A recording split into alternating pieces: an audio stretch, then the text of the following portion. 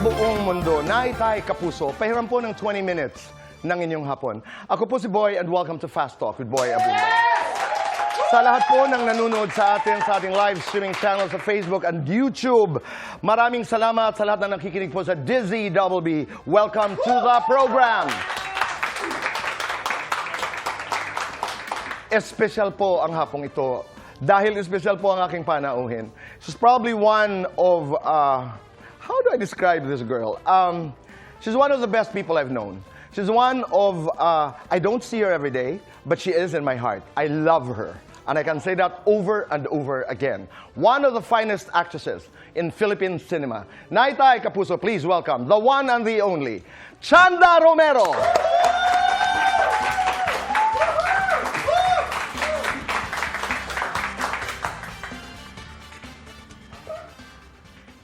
Mayong hapon kaninyong tanan, bilang Presidente ng Pilipinas, dinideklara ko ang araw na ito na official holiday para makapanood kayo ng Fast Talk with Boy Abunda dahil ako yung guest.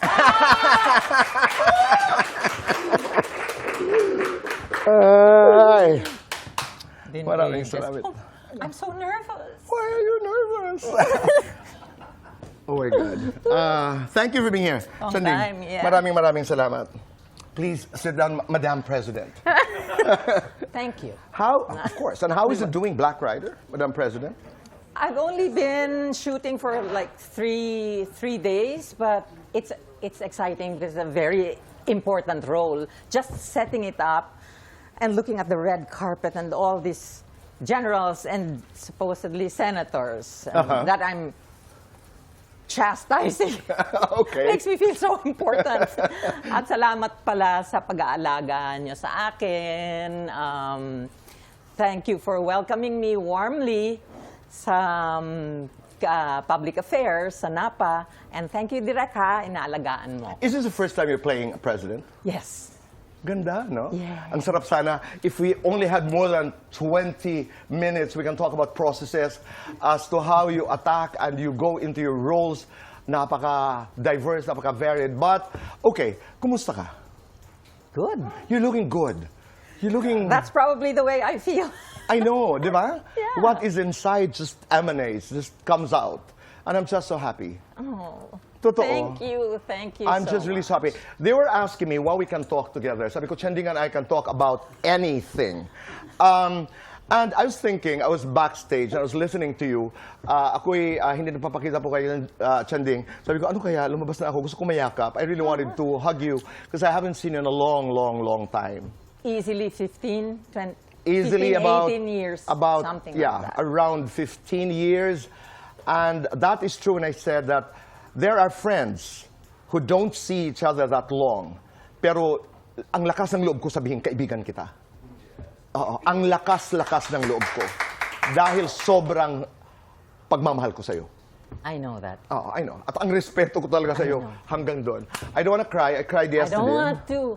Yeah, oo. Should I thank you now or thank you later? But I might be overwhelmed later. But really, at the lowest point of my life, you and Jobert really picked me up from my pit, the pits of my life, and you practically saved my life. I wouldn't be here if you hadn't been there, of course. Family too, but outside of the family, you and Jobert saved my life. I was coming from a space of love. Thank you so much. And I miss Mommy. Yeah. I miss her because I got some of the most meaningful letters from her. Sabi kasi nila, ang hirap daw makahanap ng kaibigan dito sa industriya. Hindi po. You can find some of the best people, some of the best friends. You know, after that incident, yung pinagdaanan, the challenges that you and I went through, one of the most beautiful letter na natanggap ko ay galing sa mami mo. Oh. And I was so sad because when she passed on, you couldn't even go home. I couldn't go home. If I could just get wings and fly to Cebu, I was just doing remote, everything from remote, trying to look for But for her, it broke my heart because during the days of the COVID, I was trying to warn her. She on her part naman just wanted to go out, see friends. But ako, I said, Mom, if you're not careful and something happens to you and you have comorbidities, it's going to be a very lonely death. And it was. It was. At hindi ka nakauwi. Hindi ako nakauwi. That must have been so difficult. That was so difficult. And knowing that just my brother was the only one there. We're 7, but it was just my brother who was there, brought her to the ER. And my brother says, when she turned her back, that was the last that he saw of her life. When he got her out of there, she was just straight from the morgue to the. Sorry, it's such. Oh, God. Mami, nandiyan ka lang. Alam ko nanonood ka. Bless Guide us. me, Mom. I know. We stand on your shoulders, and thank you for the love. Now, I want to go back. Alam mo, Chanding, meron bagong libro ngayon sa Oprah Winfrey. It's called What Happened to You. The short story about it is, it's a conversation between Oprah at saka isang doktor. At ang kanilang pinag-uusapan, the treatise is basically about ano ang mga nangyari sa'yo nung bata ka. All the things that happened to you in your youth shape the choices and the decisions that you make in your life. And that's my question. What happened to you as a child na nakaapekto doon sa mga desisyon, mga choices na ginawa mo sa iyong buhay? What happened to me was, I think I had the misfortune of being born 3, going on 33, meaning I was so precocious. I could see things and absorb things that no child should absorb. Okay. Conversations and fights that I would overhear about other women as early as 3, and I would retain that. At dahil dyan, when I was 12, my father left the family, my mom with 7 children, and we were living in a place like Cebu where everybody knew everybody. And sa eskwelahan namin, like eskwelahan ng madre, exclusive girls' school, and stuff like that. So I was an outcast because the parents of my classmates would go, do not associate with her because she's a product of a broken family, like you were a leper. So, naririnig mo yan bilang bata, 12 years old, precautious that you were, huwag kang makipag-ibigan kay Chanda kasi anak yan ng magkahiwalay, broken family, at masama yan. Yes. That must have been It hard. was like I had It gutted you in a way. Yes. It was like being a leper, like you had this contagious disease. So, anong nangyari, Chanding? Nagrebelde ka? I had to get out of Cebu. I ran away from home. I quit school. I came to Manila with only $50, not knowing what I was going to do here.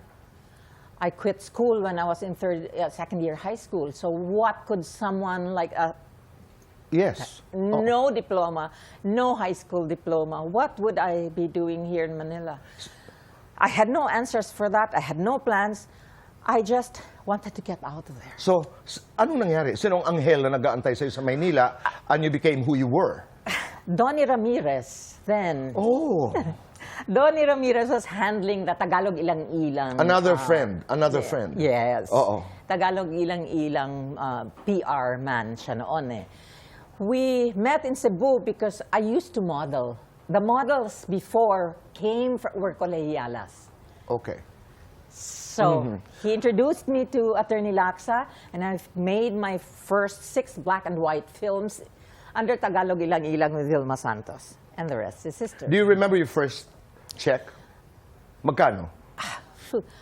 100 pesos. And I would have to get that check at Burke Building in Avenida. Okay. So, sa taxi pa lang, wala. Wala na. Ubus na. Ubus na yung talent fee mo. And I was paid 500 pesos for that one film. Paano ka lumaban sa isang lugar katulad ng Maynila? No, kahit during the time, no? You were how old? I was 18. The short of the long story, paano ka lumaban? I just lived day after day. No plans. It was like, bahala na si Batman Chandi, kind of thing. At paano ka nanalo? I didn't realize. I think I haven't gotten to that point where I can say I won. Okay. And that's a secret. Because you're still auditioning up Yes. to this very moment in spite of your successes. I don't want to be complacent and say, Correct. This is it. This is the place I want to be. Maybe there's one step more. Maybe there's more space in this room that I can move to. No. You have no problems working with younger stars. No. No, although it's different now because it's the way other people, the younger stars now have a different training or a different Are they take better? There are a few really good ones. Okay. I think that it's just the view of the movie industry as a business, not a craft. Okay. Of some kids have that kind of. Nakukuha ko yan.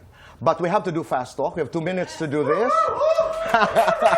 We have 2 minutes to do this. And you have to do this, alam mo, laro nga tayo, Chanding, in different characters. You can be president, you can be the girl in Working Girls, you can be any of those characters. I'm sorry? Oo, mananayaw. You can be one of the characters that you portrayed, okay? 2 minutes, begin now. Chanding, Chamba, Chanda. Chambahan niyo ako. Favorite childhood memory? Oh, my runaway days. Kalma, karma. Sana naman di ako makarma sa lahat ng ginawa ko. TV, pelikula. Pelikula. Broca, Bernal. Broca. Nora, Vilma. Or that. Nora. Best actress, best wife. Di ba pareho yun? Yes. Mananayaw o mang-aagaw? Oh, ha. Mananayaw ako. Hindi naman ako mga agaw. Kung Sila naman kasi. Correct. Kung pelikula ka, anong genre? Drama. Magaling, maabilidad. Mabilidad. I-remake ang isang pelikula mo. Ano ito? Mananayaw pa rin. Wildest thing you've done in the past. Yung panghapon na sagot. Di wala ako masasagot. Oh, let's go to the next one. Trip to the moon. Sino ang isasama? Marami sila. Ilang seats ba meron dyan? Dalawa lang kayo. My husband, of course. Of course. The best. He came at the best time in my life. Kung di ka artista ngayon, anong trabaho mo, Chanding? Oh my God, you lost me there. Flight stewardess ako dati. I love to fly. Yes. Bibida sa isang May-December film. Sino ang leading man?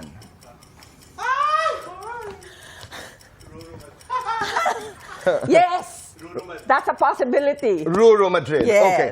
Nanalo ka ng 10 million. Magkano ang balato ko? 20. Abunado pa ako. Do you think Chanda Romero is a good kisser? Yes.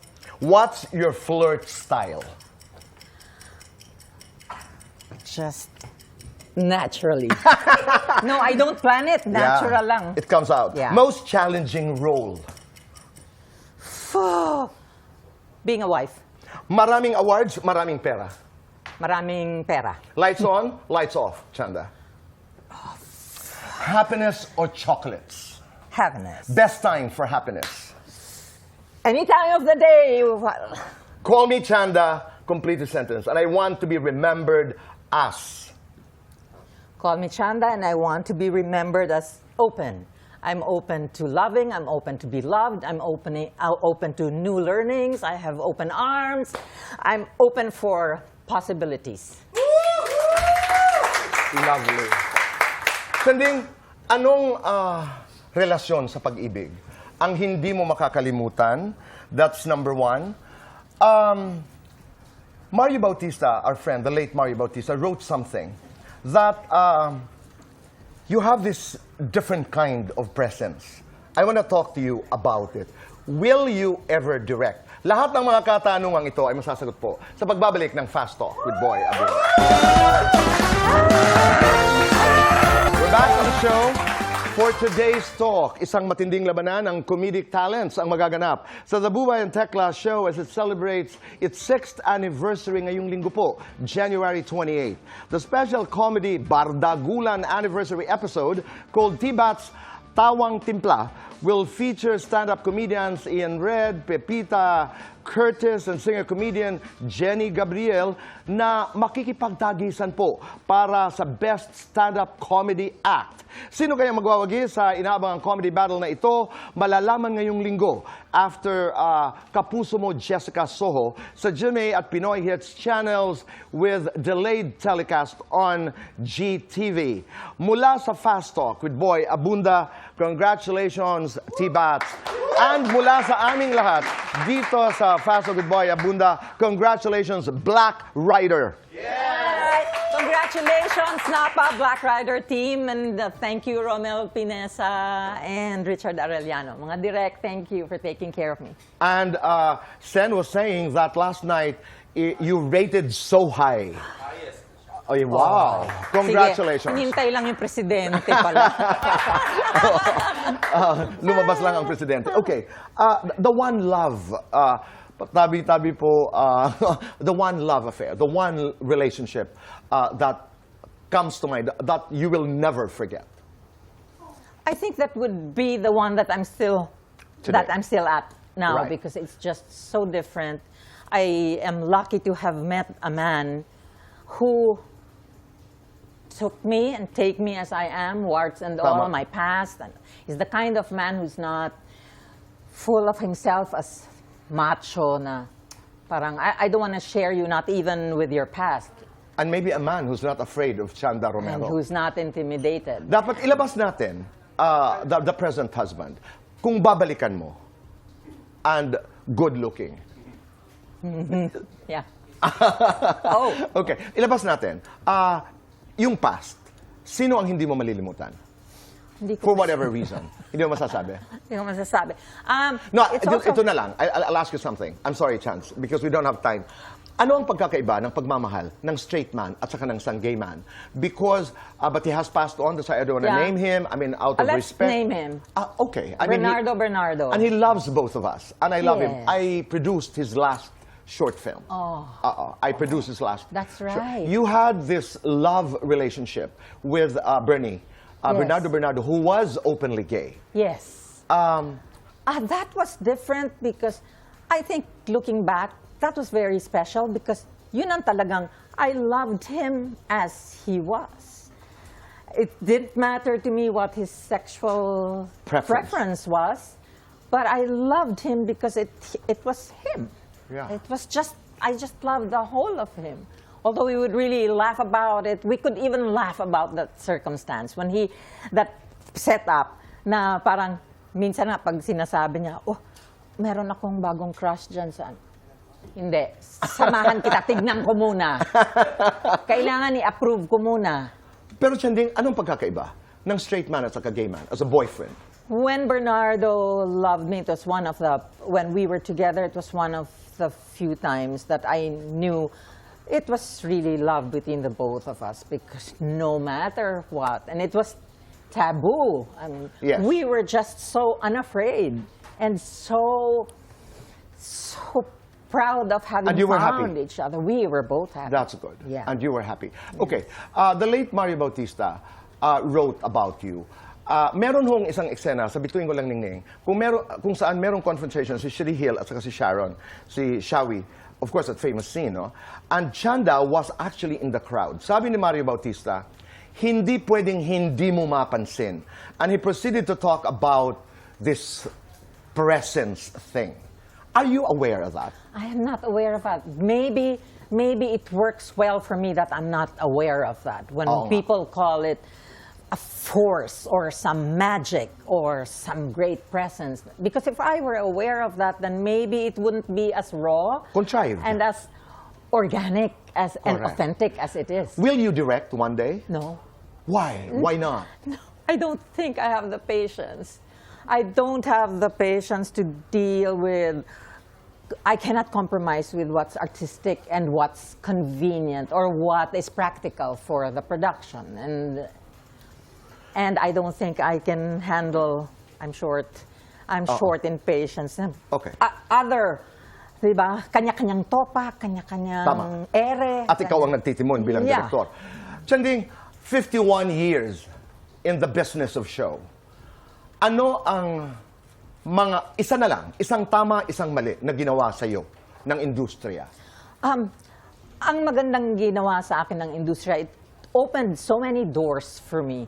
It opened me to see that I was good at something and opened a door for me to like work on in the movies, and it's something that I really love doing. Ang isang bagay na hindi maganda ay... Ang hindi maganda, I think, hindi ginawa ng industriya, ginawa ko sa sarili ko. And I opened too many doors at went into some dark places where I lost myself practically. Because, I get it. And you have at some flowers. point. Thank you. I love you so much. Last lang. We all go at one point. Write your epitaph. Ito napaka-Chanda Romero nito. Write your epitaph, Chanding. Here lies Chanda Romero. She lived, she loved. She loved life, she lived her life. Oh. It did. Maraming salamat. Maraming salamat po. At maraming salamat. Black Rider po, suportahan ho natin. The one and the only Chanda Romero. Naitay Kapuso, maraming salamat po sa inyong pagpapatuloy sa amin, sa inyong mga tahanan at puso. Ang pagmamahal natin kay Chanda Romero. Stay kind. Make your nanay and tatay proud. Hashtag say thank you. Do one good thing a day. Just one, isa lang. And make this world a better place. Goodbye for now. God bless.